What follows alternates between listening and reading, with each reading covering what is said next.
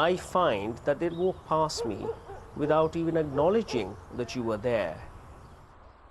So I don't know, I find that a little odd.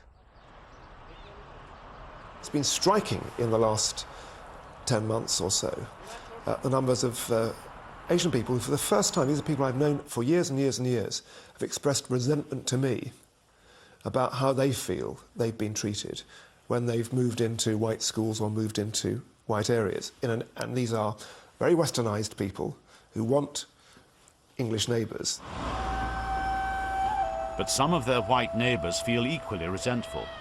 As Muslim Asians arrive in significant numbers, they change the area that they've chosen. Just opposite the Khans is the house where the Boothmans live. We've got very good neighbours. We get on great together, you know. But they won't try, some of them. They don't speak English. They tend to speak Urdu or whatever it is they speak, which is a bit uncomfortable, especially if, like, I go in the barbers to get my hair cut and they're talking and you're thinking to yourself, what are these guys talking about me, you know? They won't integrate. That's really what I'm trying to say. We should work more together and keep the place as it is, English. We've got our heritage as well, you know, which is, put it bluntly, a pub. We like a pub to be handy and you can go and have a drink, especially a nice day like today. We're slowly getting swallowed up and we're losing our identity. As non-drinking Muslims have moved into new areas of Blackburn, one after another, local pubs, under threat already because of changing social habits, have closed down altogether. Hard going for the landlady at the Dog Inn. When you took this pub on, Tracy, you knew this pub was in an area which is changing. Yes, I did. Did you think to yourself, wait a moment, there are more Muslims moving in here, this is a pub, this is going to be difficult? And what did you think? We looked at obviously the Asian community, but then again we looked at our English community, and there was a lot more then 3 years ago than what there is today. And you didn't see the area going on changing the way it has? No, not so dramatic as it has done. What's happening is white flight. As Asians move into white areas, the whites are moving out. The business for estate agents around here is nearly all one way. We met one who said that in 28 years he'd never sold a house owned by an Asian to a white family. But the whole subject of white flight and why it's happening is something people find difficult to discuss. They're afraid that if they do, they'll be labelled racist. Why are the for sale signs going up? I think some people's views will be probably somewhat different to mine. Some people may be putting the house up because they can see the way that things are changing, and that maybe because, you know, Muslims, Asians, you know, are moving into the area, so that could be one of the reasons. I don't know them, to be honest with you, further down the street, but I have seen them coming up and down, and they say good morning and how are you and that, but name-wise, I don't know the names. But beyond saying good morning, would you have anything you could talk about? No, nothing at all. My daughter was offered a place at the local school.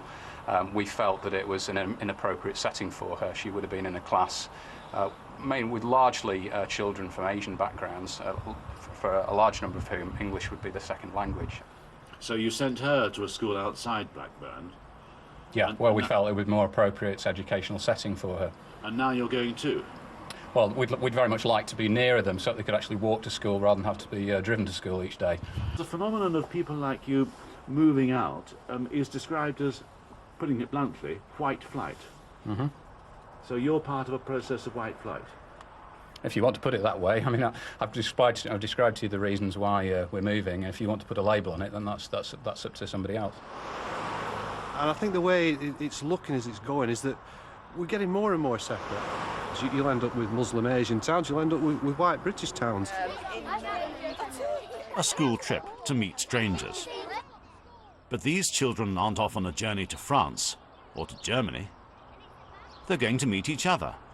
Have a lovely morning. Careful getting on the coach, watch your footing, and please, seat belts, safety first, year 4. They're meeting children from Whalley Range in the Muslim Asian heartland. Children from a largely white school being taken to meet and learn about children from another, not country, just a different part of town. A union's been arranged in the cathedral in Blackburn town centre. So what we're going to do is to take, we're just going to form pairs from each of the schools. So if one person from St Michael's, one person from St Francis. Could I have you in, lady, please? Several towns besides Blackburn are also using school twinning as a tactic to try and bridge the gap between the communities. I'd previously worked in South Africa, in Cape Town, which is of course emerging from an apartheid history which was deeply divided and deeply divisive. And I think I can honestly say that I've never worked in such a segregated community or lived in one as this. Working in a group, you have 20 minutes to redesign your town. You might want to keep some things the same, you might want to change some things. Think about all the people who live in our town. You need to provide spaces and buildings to help with their needs.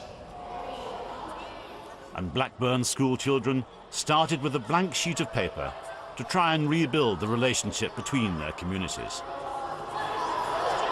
We need a hospital. Yeah, we've got one. We need a bus station. Yes. We've got shops and we've got schools. We've also got lots of houses. All right, so we've got 2 mosques, 2 churches. And do a big cathedral. And a big cathedral?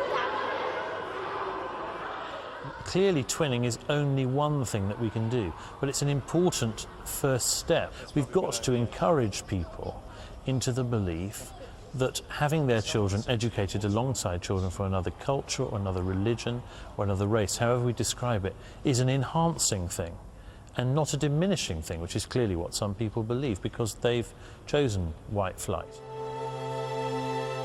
In one part of Blackburn, a property developer and the council have literally tried to redesign the town to get the communities together again.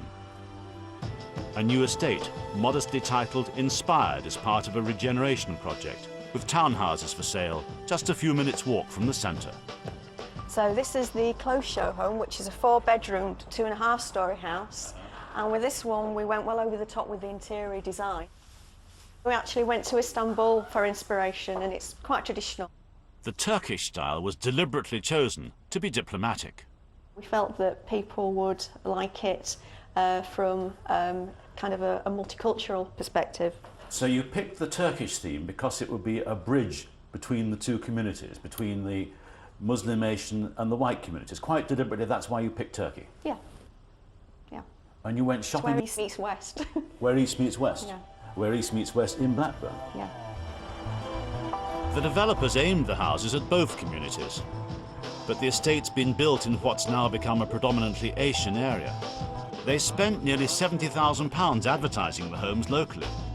Both Muslim Asians and whites came to view, and the developers thought they'd buy in equal numbers, but only 1 out of 37 houses has been bought by whites. What we were trying to do, Moya, was to please everybody, wasn't it? Yeah. But what you've shown is that you can't please everyone in Blackburn.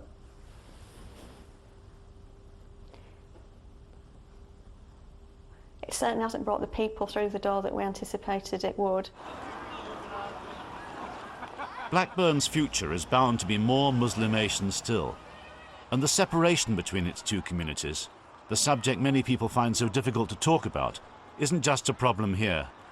This decent but divided town is a warning to the rest of Britain. Vivian White reporting there from Blackburn. You're bound to have your views on what you've just seen. Don't hold back. You can call me on my Radio 2 show tomorrow or email our website. Next week, Scientology and me. John Sweeney investigates a religious organisation that does not like to be called a cult.